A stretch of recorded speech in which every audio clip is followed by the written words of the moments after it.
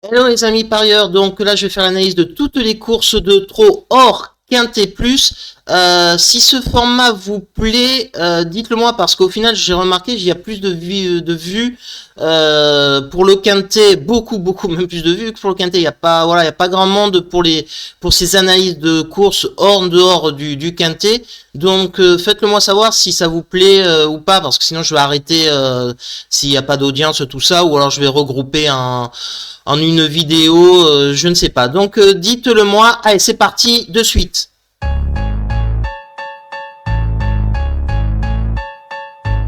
Et ben voilà, on est parti pour la course 1 à Vincennes. C'est un lot de série. Euh, Plutôt des bons chevaux quand même, hein, y a rien à dire. Hein. Donc, alors ma sélection, ça va être le numéro 9, Elette Par. C'est un cheval que Fabrice Soulois a récupéré. Bon, c'est un pari, hein, je vous cache pas, c'est un pari spéculatif, mais comme j'aime bien faire des paris spéculatifs, souvent, enfin même souvent, c'est tout le temps, les chevaux qui arrivent de Suède, d'Italie, tout ça, ils sont très peu chargés en gains. Donc quand ils arrivent en France, eh bien voilà, pour la plupart, ils sont pas tous, mais la plupart, ils sont déclassés. Donc ça peut faire de très belles cotes. Donc c'est pour ça que je mets le 9. Je vous explique pourquoi. Donc le 11, Karma Pierre Lévesque, c'est parce que le cheval, c'est un très bon cheval. Hein, vous pourrez regarder ses performances. Et puis donc le 12, Enoch, là aussi, c'est un cheval étranger. Pour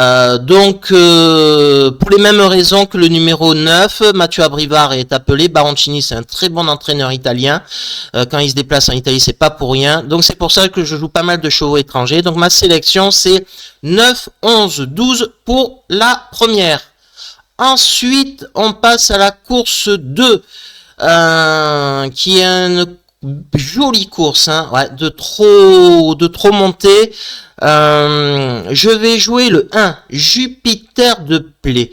Alors vous allez me dire, ah ben ouais, mais c'est le moins bien engagé. C'est vrai les amis, c'est vrai. Par contre, c'est un cheval qui vient de terminer 3e au trot monté dans un groupe 3 où je crois que le gagnant, enfin la limite au niveau gain était à 1 million, où il n'y avait pas de limite, je sais plus, comme une course de, un groupe 2. Enfin voilà, il n'y avait pas de limite, enfin la limite de gain était très loin. Alors que donc là, c'est pas du tout dérangeant, puisque il y a une limite de gain à 265, alors que là où il a couru, il n'y en avait pas. Donc le fait qu'il ait pas beaucoup de gains, c'est pas un problème. Et le cheval est en pleine forme, il est 3e. Donc je pense pour une jolie cote, c'est bien. Ensuite, le 8, Don't Say Gare. Gocciadoro, Eric Raffin, le cheval est en forme, il a terminé 3e dans un groupe 3 récemment de souvenirs, dans une course attelée, donc quand même c'est supérieur, donc j'y crois. Et puis le 9, Jasine Montreux, bon ben voilà, c'est le super, je crois c'est lui qui va être le grandissime favori de cette course. J'aime pas jouer les grandissimes favoris, mais là, bon voilà, c'est indéniable à le mettre. Donc ma sélection c'est 1, 8 et 9. Ensuite, on passe à la 3e, à Vincennes. Alors c'est un lot de 3 ans. J'aime pas trop jouer les 3 ans, mais là je vais jouer parce que ce sont des bons chevaux. Ce sont des bons chevaux. C'est un groupe 3. Ils ont déjà quand même pas mal de gains. Et donc je vais jouer le 2, Lâche Périne. C'est un cheval qui vient de terminer second d'un groupe 2. Donc il a complètement le potentiel pour arriver. Il redescend même un peu de catégorie puisque c'est un groupe 3. Mais bon, c'est des chevaux qui montent en puissance. Donc là, redescendre de catégorie n'a peu de sens. Le 5, Logan Giel, je l'ai vu de sort de sa dernière course à Vincennes où il a gagné. Super cheval. Et ensuite le 7, La Joie de Vivre, Julien Dubois.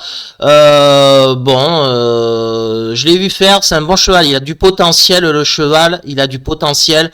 Donc je pense que pour une cote, il a que 25 000 euros de gain, mais pour une cote dans les 3 premiers, c'est complètement possible. Ces jeunes chevaux, il y en a quand même pas mal qui peuvent se mettre au galop. Donc je le mets.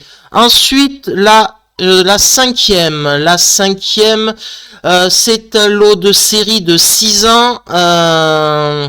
Donc 60 000 € de gain. Je vais choisir le numéro 6, inductif. Björn Goop qui fait appel à Eric Raffin. Le cheval est en pleine forme. Donc c'est un choix qui s'impose. Avec le numéro 11, Yvan Dujail. Alors, je vous cache pas que c'est un lot de série qui est compliqué à étudier. Hein. Voilà, c'est même beaucoup de chevaux de province qui arrivent de province. Difficile à étudier. Lui, il reste sur une victoire. Donc, comme je dis souvent, la forme prime la classe. Donc je l'ai mis. Et puis j'ai mis le 12 parce qu'il est très bien engagé en gain et que ça semble la course visée. Donc même si le lot est peut-être relevé pour lui, mais pour une jolie cote, c'est complètement faisable. Je pense que dans cette course-là, il faut élargir son choix, voilà, et pas jouer que des favoris, sinon vous allez perdre. C'est une course à cote, les amis. Hein. Donc ma sélection, le 6, le 11 et le 12. On passe à la sixième. La sixième, le point d'orgue de cette réunion avec le prix de l'Île-de-France, c'est la revanche entre guillemets du prix de Cornulier. On va pas se le cacher, les chevaux qui y sont quand même pas mal dans le déclin, hein, certains. Donc la section a même pas été évidente. Je joue quand même le 8, Idéal du Chêne. Je pense que c'est la base incontournable de cette course. Déjà, c'est le plus jeune.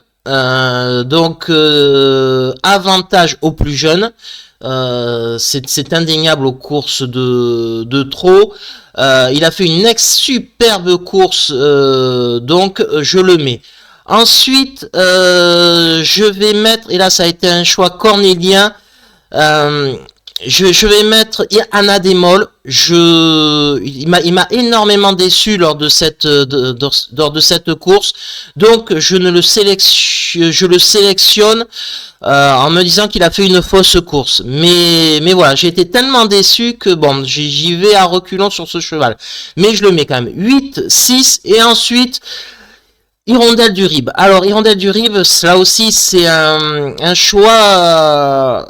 Le cheval part mal, donc j'aime pas Jean-Louis Claude Dersoir en tant que jockey monté, mais le cheval part mal. Donc déjà c'est pas bon, mais il y a très peu de partants. Alors c'est une courte distance, mais il y a très peu de partants, donc je pense que ça va pas être un gros problème pour revenir ensuite et puis pour finir dans les 3 premiers et même gagner c'est possible parce qu'il a le niveau. Mais voilà. Et donc j'ai éliminé Grand Villesse Bleu et Flamme du Goutier. Je les ai trouvés très décevants lors du prix du Cornulier, surtout que mais c'est possible qu'ils arrivent vu leur qualité, leur classe, c'est complètement possible. Donc ma sélection c'est 8, 6, 10. 8, 6, 10, je vous dis une bêtise. 8, 6 et 7 lors de ma sélection. Et puis en regret, 10 et 9, forcément, c'est des chevaux de grande qualité. Voilà ce qu'il en est. Le numéro 7, lot de série. Compliqué là aussi un peu à étudier, même s'il n'y a pas beaucoup de partants. Le choix incontournable c'est le 9, le 4, hein, Isla Joella, hein, incontournable le 4, il reste que sur des performances, c'est lui qui sera le grand favori. Et puis après je vais mettre le 7, Inès de Beilev qui a fait 3e d'un quintet, donc c'est indéniable au niveau 2 pour l'arrivée. Et ensuite je vais mettre le 8, I Love Rose Flower. Benjamin Rochard au sulky, bien engagé en gain par rapport aux chevaux de le 1 et le 2, regardez 29 000 €, 42 000 €. Donc voilà, donc même si le cheval est quand même pas terrible, hein, il peut faire l'arrivée. Donc ma sélection c'est 4, 7 et 8. On passe à la 8e de Vincennes, une course européenne. Une course européenne, mais alors qu'est-ce qui a été difficile à étudier celle-là aussi? Qu'est-ce qui a été difficile là pour essayer de voir? Et mon choix, je vous explique mon choix, parce que il y a beaucoup de chevaux étrangers. Et B, c'est de mettre que des chevaux étrangers. Comme je vous l'ai dit, voilà, ils sont souvent peu chargés en gain. Donc je mets le 5 Gaylord Ham, Goop qui fait appel à Barrier. Le 10, je le mets Giri Falco, Bondo c'est un excellent entraîneur et me demande à Gelormini, et puis Gocciadoro c'est le meilleur entraîneur italien si vous ne le saviez pas, donc je le mets et puis il a gagné à Vincennes de souvenir, oui, donc ma sélection c'est 5, 10, 11, je mets que des Italiens pour cette sélection, donc 5, des Italiens, que des étrangers, 5, 10, 11 dans cette sélection. Ensuite, enfin, la 9e, alors là, un lot de séries, course D, très compliqué à étudier. Donc, vraiment,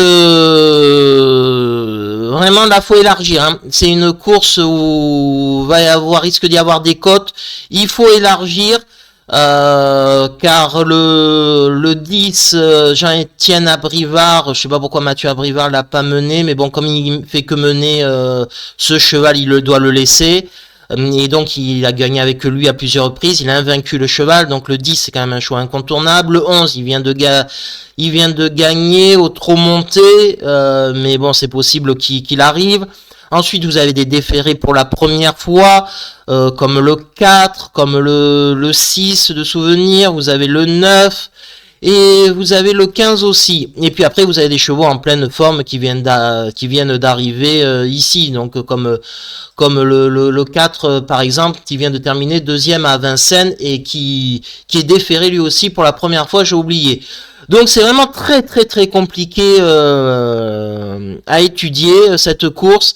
Donc je vais faire une sélection. Voilà, faudrait ouvrir le jeu. J'en mets que 3 parce que c'est le but de ma vidéo. Je mets le 6, le 9 et le 15, mais élargissez et mettez des outsiders dans cette course. Voilà les amis, ma sélection et mes explications pour toutes les courses de trot. Allez, je vous dis à très bientôt pour de nouvelles études de course. Allez, ciao les amis parieurs.